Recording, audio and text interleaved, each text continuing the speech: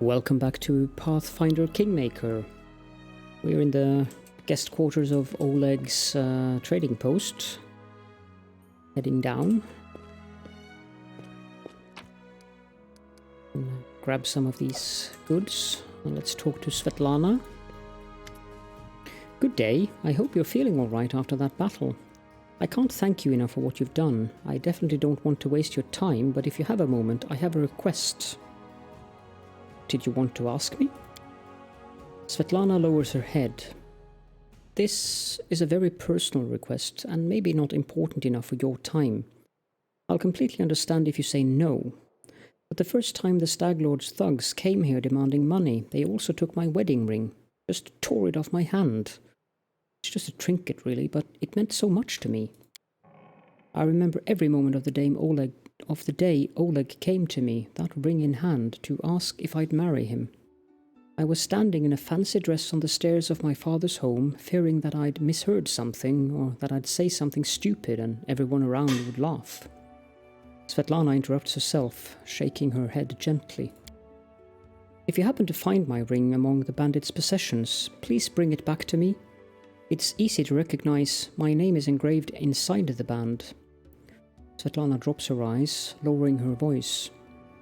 There is one more thing. Among the bandits, there's a dark-haired woman who wields dual axes. She's not bad in a fight. In fact, she can be extremely dangerous and cruel. But please, I beg you, show her mercy if you have the chance. I'd be happy to help, Svetlana. Svetlana nods. I'm so grateful for your help. Tell me about yourself. How did you and your husband find the courage to establish a trading post in the stolen lands? It was Oleg's idea, though I supported him in it. We didn't realize how dangerous it was here, of course. In Restov, everyone respects the sword lords, and everyone's accustomed to relying on them. Even the mention of someone like Lady Jamandi could be enough to fend off a street thug or some other trouble. It could maybe even work in some places here, but not with the Staglord's men. What can you tell me about the Staglord? He's not just some average bandit. If no one puts a stop to him, he'll turn the stolen lands into his personal kingdom. A kingdom of fear and oppression. Awful good. It would be a kingdom of lawlessness. Once I've dealt with the Staglord, your life will improve. I can't thank you enough for the hope you've given me, but please be careful. The Staglord is extremely dangerous. I have to go now. Farewell. Some potatoes. And we have an Oriole 8 eyes. The elf looks straight at you, with the tangled hair falling over her face. Hey, you're an adventurer, right? Seeking your fortune in the stolen lands? You aren't the only one of your kind here. Take my advice, keep your eyes open and watch your back. Sometimes the ones who call themselves your friends are more dangerous than your enemies. Judging by the elf's voice, it is obvious that she started the day with a jug of wine. Who are you? The elf grunts. An Oriole 8 eyes. Once upon a time, I was famous throughout Absalom. An Oriole 8 eyes of the Reckless 6. Well, glory passes quickly.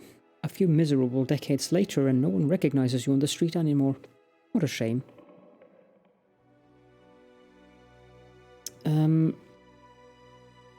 What are you doing here? I sit here waiting for adventurers who are in need of help. We may be sitting here in a backwoods tavern, but in Absalom I have a lot of friends who are eager to make a few coins. They have brave hearts but shallow pockets. A little gold would be a welcome change for them. I can send them a message and they will come from Absalom through a portal. If you're interested, just give me a sign and we'll arrange everything right away. Also, I can summon the tutors from the Pathfinder Society who can retrain you and your companions. They are quite willing to do this for free the first 3 times you request their services. After that, the price for retraining will gradually increase. Such is their way of doing business with all new clients. So the Pathfinder Society is rather an Oriole 8 eyes, and the Pathfinder Society is a way that you can pay. If we now pick I need loyal and experienced fighters, She will say that I have friends like that, just decide exactly who exactly you need, and they will come on my signal. This will cost you 2,000 gold pieces. If you don't level up before you defeat the bandits, this will only cost you either 50 or 500, I'm not sure. It increases per level you gain. But what this enables you to do is to get characters into your party that you can build yourself from the scratch. But apparently, from what I've read about the game, it is recommended to actually play with the companions you get to experience the story, and you'll also get experience points for completing the companion quests, so we'll just stick with the companions that we are served by the game. You can also use the tutor services of the Pathfinder Society to respec your character. I think that puts you back on level 1, but with your experience points still intact, so you can level up your character from level 1 if you want to do so. I won't go through all of these different choices for conversation here, so we'll just say that I have to go. And over here is Lindsay. A halfling girl with tousled hair, wearing a dusty traveler's outfit, sits chewing the tip of her quill. Just a moment, how should I put this? Oh, I know. She scribbles something quickly in a notebook scroll with verse, raises her eyes and gives you a bright smile. Oh, hi! And there is lots of dialogue options here as well. But in the interest of going forward in the story, if I were to talk to all of the companions about these things, that'll take time. So for now, let's say that we have to go. We might get back to that later on when the companion quests appear. So I can't promise that I won't have to read these conversations. So she responds, just don't leave without me. Of course, I could just write whatever you tell me, but if I wanted to stay cooped up in a dusty room, I'd still be sleeping through lectures at the academy.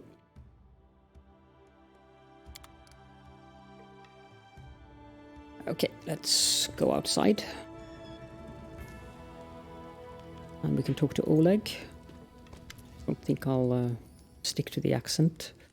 Greetings. Oleg seems to be in a good mood and greets you warmly. You certainly ruffled those villains' feathers. Well, anyway, new day, new troubles. Have you seen the fog? Never seen anything like it before.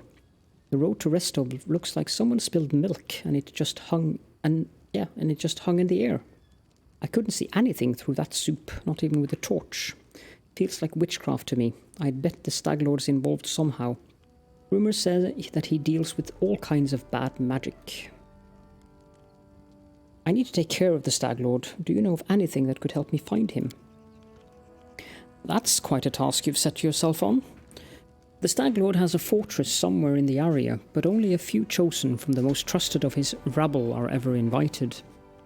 The location of the fortress is a heavily guarded secret, and with this fog hanging around, I'd imagine it would be even harder to find. I suppose you could try to follow the trail of those bandits who attacked the post before. They came from the southwest, from the side of the Thorn River. The fortress might be there, or at least some large camp of theirs where you can find information. What else can you tell me about the Stag Lord? Not much. Not like I've sat down and shared a cup of wine with the man, you know. But I think he arrived in the Stolen Lands less than a year ago, from what I've heard. But as soon as he got here, he took over everything. I wrote to Restov, tried to warn them that the Stag Lord wasn't some typical gang leader, but they didn't listen. The rumors about him are horrible. He'll kill a person if they so much as disagree with him. He never reveals his face. Those who have seen him up close report the same thing.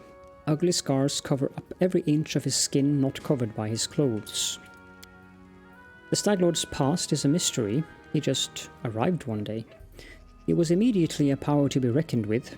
I guess the most surprising thing about him is that he has as many followers who admire him as he has minions who obey him out of fear. He's got some inner strength in him, or maybe an inner madness. There are many who seem to follow him because of that madness, like it was some kind of virtue. Show me your wares, Oleg. Nothing's too good for such a good person. Right. Let's keep one of the composite short bows around, and also one of the torches. Don't think we need a great axe, nor do we need a light crossbow or a longbow. I'm pretty sure that if you can use... Yeah, both of them are martial. We'll keep the longsword, sell the rings and the necklaces. Acid flask could be useful. Same with the alchemist's fire. We are overloaded.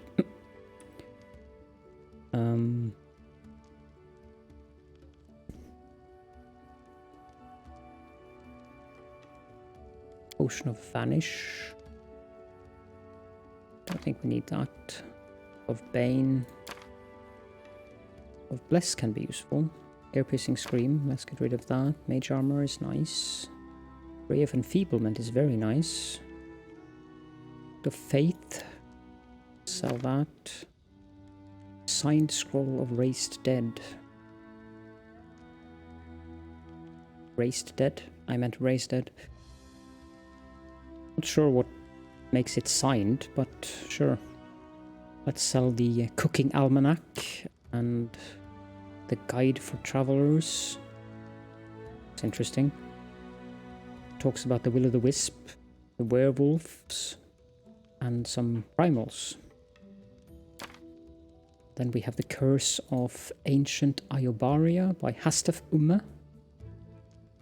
Read if you want. Sell the gems. We'll keep the cooking ingredients. And also we need to keep the camping supplies and rations, even though they weigh a lot. We don't need carved beads, nor do we need a carved figurine. Cheese is always nice. Citrine and a decorated scabbard. Keep those. Oh, golden statuette.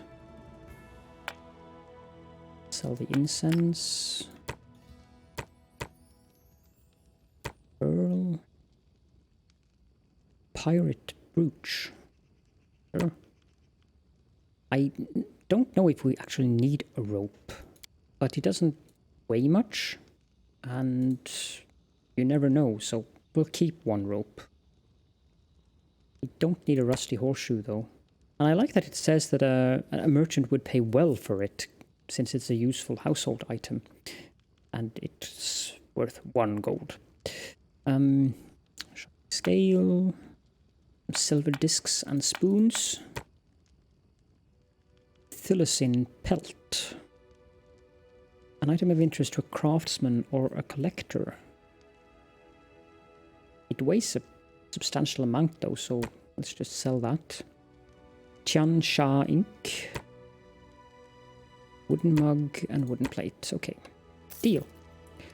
Now we have 1385. And this guy has something that we definitely want, which is... I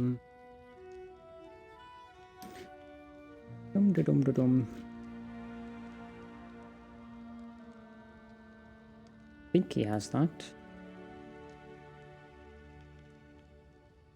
Maybe he doesn't. Nope, he doesn't.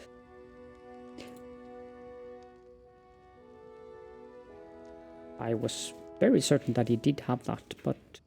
Anyways, what I'm talking about is a bag of holding that increases our inventory space, but if he had it, it would cost 2,000, so...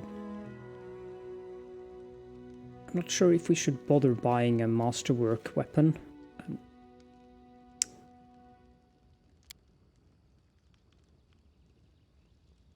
Gives +1 enhancement bonus on attack rolls. You acquired this item while exploring Oleg's trading post. I haven't even bought it. Oh well. Let's end that. And we have Bokken. Bokken frowns as he ostentatiously examines the nearest wall, hands in his sleeves, and without turning to you, the old man finally says in a dull voice, "You want some potions? Can I help you in any way?" Ocken glances at you, suddenly interested. "Well, since you're asking, there's a cave nearby. I used to pick berries in there, but the place has been overrun by spiders. The berries are red, look a lot like raspberries. Fangberries, I call them.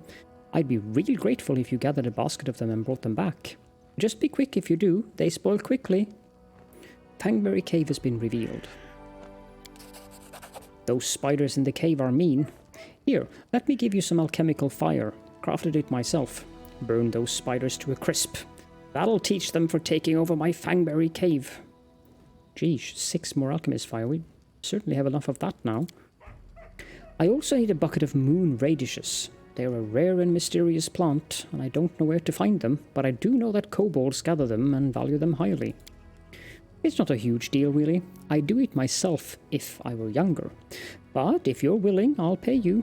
3 potions for the berries and a purse full of coins for the radishes. Or radishes. Why do you need fangberries and moon radishes, Bokken? You want to know, huh? Well, I'll gladly tell you, after you bring some to me." "Alright, I'll try to help." Bokken glances at you hopefully. "Just watch out, alright? Don't end up someone's lunch." By someone, I'm certain you mean the spiders, right? "Show me what you have."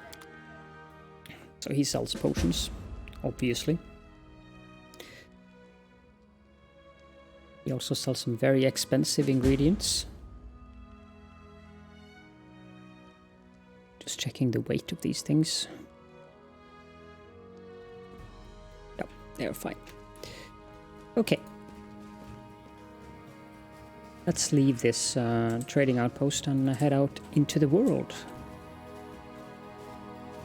Quick save first, though. Without a doubt. And we don't want neither the bucklers nor the mace, so off we go. And we'll take these with us, of course. Can do the game just with your main character, but that requires very specific builds as far as I've understood.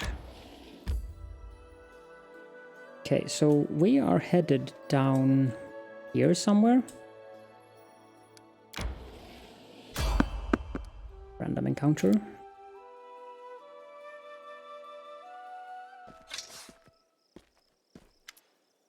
A jittery old man in squalid clothing shuffles up to you.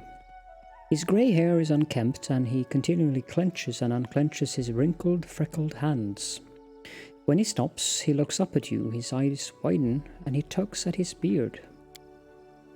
Strange weather, visible fog creeping out of the woods. Soars beyond the sky, obscures the sun and moon. Strange. The old man shakes his head, his eyes shifting about seemingly at random. I don't like this old man. Looks like the kind who can cast the evil eye. Who are you? The old man freezes for a moment. Remus. But that won't help with the fog. What are you doing here? The old man raises a thick eyebrow curiously. I do nothing. Breathe. Walk. Observe.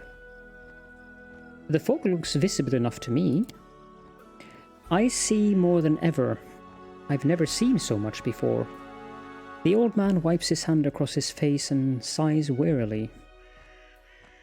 But someone must look, and no one else can. Invisible fog? Does that mean you can find your way through it? The fog is wrong. It hinders your legs, not your sight. I wish not to try. I should probably go. The old man stares at you intently. You hasten? You should. Your rival wastes no time. He races, but in another direction. He searches for power. He'll find it. A rival? Do you mean Tartuccio? The old man tugs his beard again. He's not tall, but he wants to climb high. Beside him are those who could stand against him, and might yet still. Can you tell me where he is now? He's in an old tomb, south of the trading post.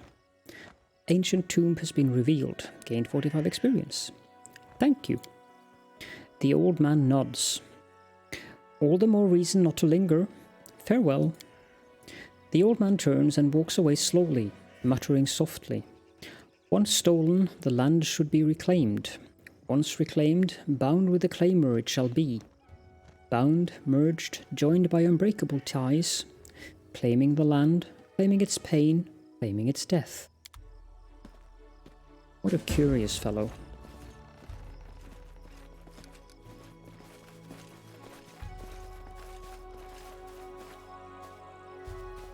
Come.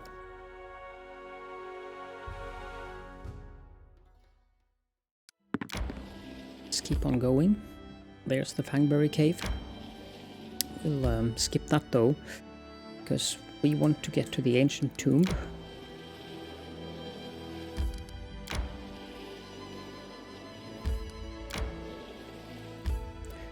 And we want to enter this location.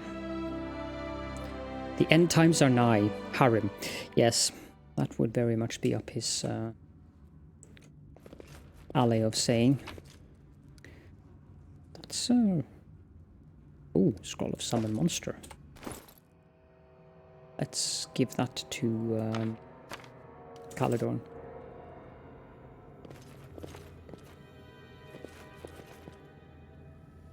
Oh. Tartuccio. A gnome in gaudy purple garb seizes your attention. Of course, the scoundrel Tartuccio, who you know from your time in Restov. The vile gnome is standing on a small hill, expressing his discontentment in every way he can muster. If that is a hill, I guess I'm not Caledorn. Anyways. Let me guess, you're still dawdling. Should I make some tea in the meantime? Bake a pie, perhaps? Plant a small garden and harvest some cherries? Perhaps you'd be more comfortable wearing fool's caps and colored trousers. Then at least I'd be able to sell tickets. Come one, come all! Feast your eyes upon the slowest and the most ridiculous buffoons in Golorian! Golorian. Apparently that's a planet. Or is it a plane? No, it's a planet. Why hurry? The same end awaits us all. Hold your tongue, gnome. I can hardly tell your twaddle from the buzzing of a fly. Quickly now, if we don't find that artifact soon, someone else might seize it. Someone who's standing over there watching you right now, you fools! Tartuccio turns his angry gaze upon you. He nods to his guards to draw their weapons. Let's see if we can convince Harim to join us. Harim, I would be happy to see you among my companions. Your faith does not oblige you to follow fools and liars like Tartuccio. There is as much vanity in your words as in the words of all who have not seen the wisdom of Grotus. Yet you seem a worthier leader than the arrogant Tartuccio. Perhaps in serving you, I shall open your eyes to the teachings of my faith. Well, if you're a representative of your faith, it's certainly a depressing one. I see my magnificent rival will stop at nothing, even at stealing the servants of his enemy. Let us see if your fools are even more useless than mine. Draw your swords and cover my retreat. Leader charged swords. Hey, wait for me. Let's see. I am pretty sure I gave you a scroll of summon monster. Let's do that there. Valerie can charge. This didn't work. I must be doing it wrong. This didn't work. I must be doing it wrong. Apparently she cannot charge. This didn't work. I must be doing it wrong. Do not falter! Send her there then. And Amani, can you charge? Indeed you can. Baldur is casting a spell. The bard can inspire courage. which is rather useful, but I don't think we need it for this specific fight. So let's just shoot. This is where I step in. Ouch! Summon dog. Now, Do not hold back. skip Serves you that. right. Could be worse. And will be. Definitely will be. Onwards! Stay behind me!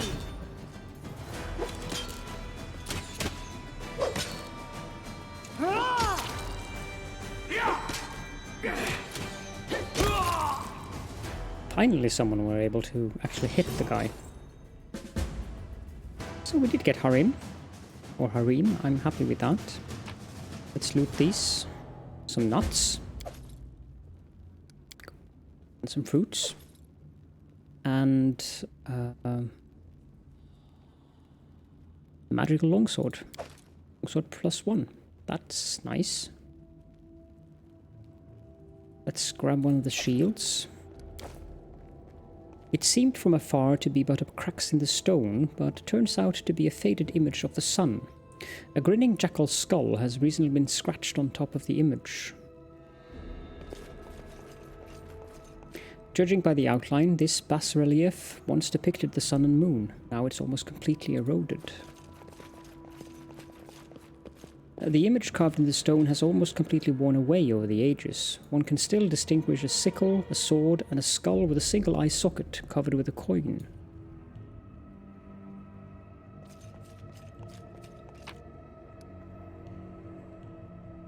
Don't mind if I do, thank you. Okay, so let's put Valerie in the middle. And Reem at the side. Then these two like that behind. I believe there is one to loot over here. Composite longbow and chocolate. Nice. Scroll of Ray of Sickening. Scorched fragment of a necklace and a light crossbow.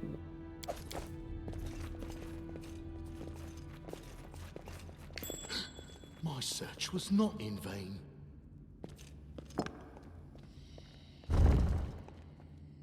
Found a I was secret room. successful in my search. Here's an ancient Cyclops coin. We march ahead.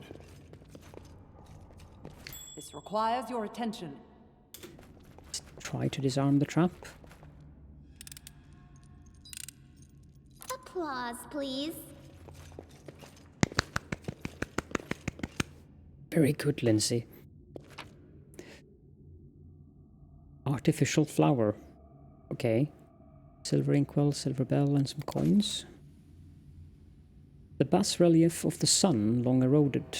The vague outlines of 4 strange creatures has been carved over it. That's about it. Let's head out this way. Wait, let's level up Harim. He's a cleric. Apparently he's not an atheist cleric. That would be awkward. Next. Let's give him lore religion. I wish I could remove that point because actually having perception on him would be rather useful. You want to have high perception on many characters, and he would now be the one with the highest perception in the team, which is good. Especially since we're probably going to keep him around in our party for the rest of the game. Okay, now let's head out. Nothing particularly of interest, but hold on just a moment. We got +1 longsword. 3 to 10. And it's 2 to 9. 90 to 20 on critical hit. Yeah, so this one 4 to 11 or 3 to 12. Since we gave her the bastard sword focus thing, I believe. Yeah, weapon focus bastard sword. We'll just leave her with that. Valerie is also using a ginormous sword. Harim is using a flail and a heavy mace.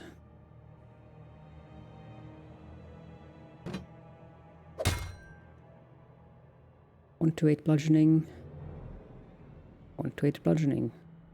I mean, these are literally the same thing, more or less. Garnet ring. Nothing particular about that. Scroll of inflict light wounds. Scroll of cure light wounds. You can have the ray of sickening, that sounds fine. Protection from chaos. Let's give him a healing potion. And some alchemist's fire. Let's also give... come on. Amiri a few alchemist fires, and let's give one to Lindsay. Let's give one to Valerie, and let's give one to Caledorn. The alchemist fire all over the place. I think that was it.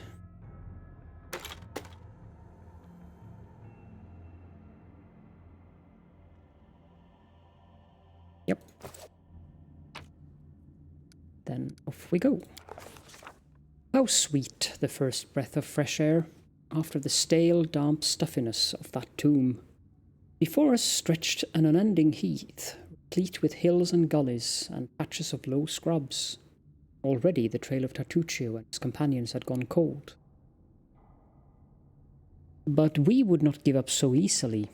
Whether the trail went cold or not, it was one we had to follow. Succeeded. No blade of grass was bent. It must have had enough time to straighten back up, since whoever last passed through. But the heath's dry earth preserved the prints of little shoes. Our eyes to the ground, we followed the trail. We walked and walked until finally we came to a huge gully. The dried up bed of a river of yore. What is this? At the edge, the grass was trampled down and the soil turned up, and claw prints. Lots of them. We'd stumbled upon a fresh battlefield. We tried to imagine who or what left those claw marks. Failed. And here the trail split. One set of footprints walked away from the battle and down into the gully. The brave footprints that faced down their enemies followed the path along its edge. Unfortunately, we could not determine who attacked Tartuccio and his companions. However, we could discern that there were plenty of attackers, and they were rather small. We carefully studied the trail that led down into the gully. And here the trail split. One set of footprints walked away from the battle and down into the gully. The brave footprints that faced down their enemies followed the path along its edge. To our surprise, we discovered that the little shoe prints turned into little clawed footprints on their way to the gully. It was as if someone from Tartuccio's band was wearing shoes and then either took them off or grew claws, then jumped into the gully to avoid the battle. Detect magic. We tried to find any traces of magic in the surroundings. We discovered traces of a spell, apparently from the illusion school of magic, near where the lonely trail descended into the gully. We examined the path that snaked along the gully. The path was frequently used. In its dust, we saw both sets of footprints together. It was clear that those who had no claws left the battle surrounded by those that did. We stood a while in thought, then followed the single set of footprints down into the gully. The way down was steep, and it took some time to reach the bottom. Walking on the loose soil was difficult, but the clawed footsteps were easy to spot. The bottom of the gully went downhill, deeper and deeper. Finally the footprints turned, whirled up the steep slope and disappeared at the gully's edge. We couldn't but admire the animal agility and clever claws of the creature we were following. The slope before us was as tall as 2 tall men and ended at a hanging crest.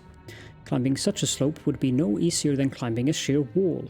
However, a long, steady-looking root stuck out of the ground from the top.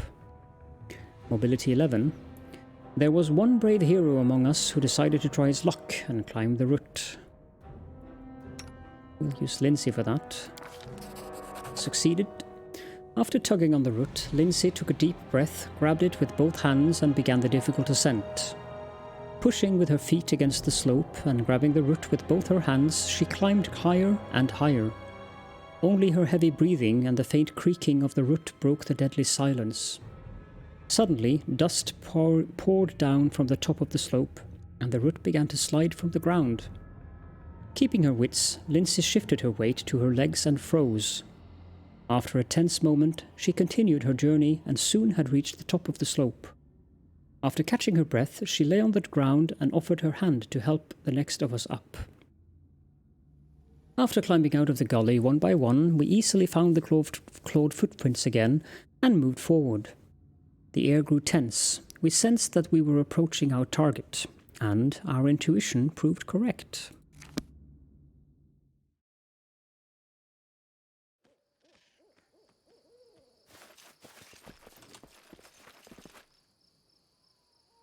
Listen to me.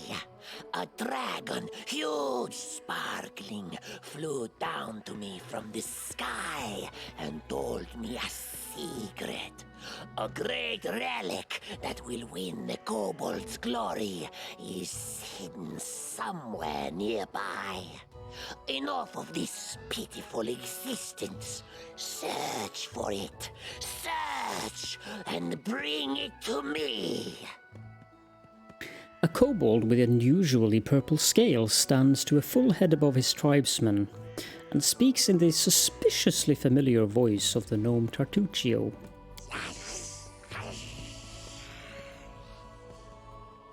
Dragon! Glory! Dragon! The voices of the kobolds rise in excitement. We know the mites under the old sycamore. They possess the magic treasure, very ancient. Lawful good. Stop deceiving these poor reptiles, Tartuccio. Who is there? How? Here, you fools, I mean tribesmen. Don't listen to his lies. I shall bring you to glory. Just help me find the relic and stop this trickster.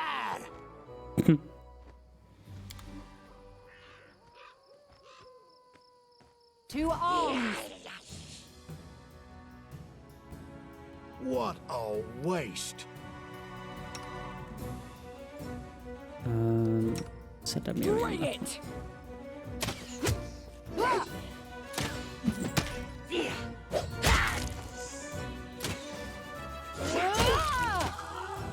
There we go. Coin and a silver spoon. Definitely don't want swords. There's an imprint on the ground near the empty chest. It looks like another chest of the same size recently sat beside this one. Some food. And the recipe for haggis. Om nom nom.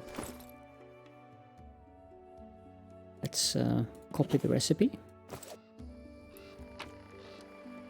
More food. I will guide us. This isn't a very large area, but it's usually a good idea to have a look around. Particularly with your perceptive characters, as they might discover hidden caches or things. There's a mushroom. That wasn't hidden though. Collect mushrooms. I don't know if there's anything hidden in particular in this map, but... Without a doubt. I found something interesting. Excellent. An ancient Rostlandic coin. They only discover those if they have high enough perception.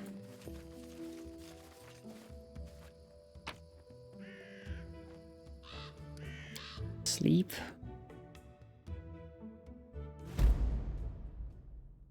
And now we have to make our way to the old sycamore. That, however, we will do in the next episode. So thank you all so very much for joining me, and I will see you all then.